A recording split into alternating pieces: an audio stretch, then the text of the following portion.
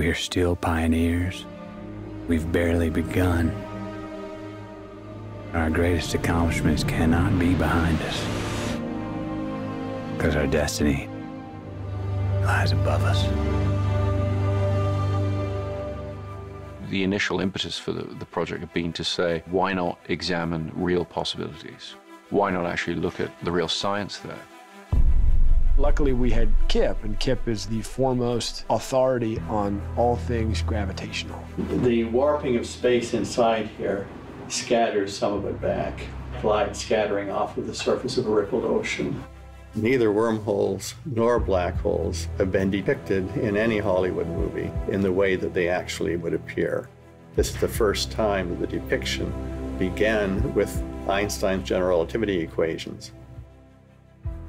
The visual effects department under Paul Franklin and everybody at Double Negative took Kip's mathematical data and they created real visual representations of what a black hole is meant to look like. The collaboration has produced visualization of things which nobody had ever managed to do before. We potentially may have discovered a couple of new things that were lurking there inside the mathematics, inside the physics. I worked out the equations that would enable him to do the gravitational lensing. And so you have light that comes from a star behind a black hole.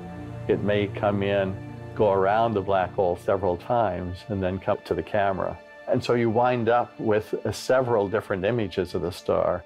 The black hole warps the space so much, it just looks like you're looking at a strange sort of funnel in the sky with this intensely black circle at the middle of it. But the gravity of the black hole draws in all the matter from the surrounding universe. And this spins out into a giant disk around the central sphere. And as it whirls in towards the center, the gas gets hotter and hotter.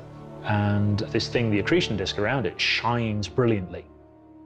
And then we found that if you then render this whole thing, you visualize it all through this extraordinary gravitational lens, the gravity twists this glowing disk of gas into weird shapes, and you get this extraordinary sort of rainbow of fire across the top of the black hole.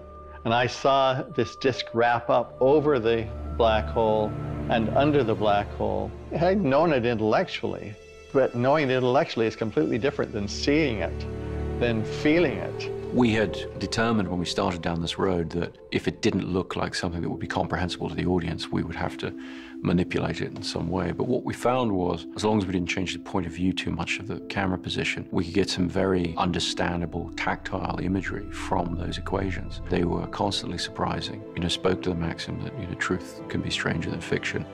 We're going to write several technical papers about this. One aimed at the astrophysics community, and then something for the computer graphics community, saying, here are some things that we've discovered about gravitational lensing by rapidly spinning black holes that we never knew before. So this collaboration isn't over until we've given some sense of the things that we've learned.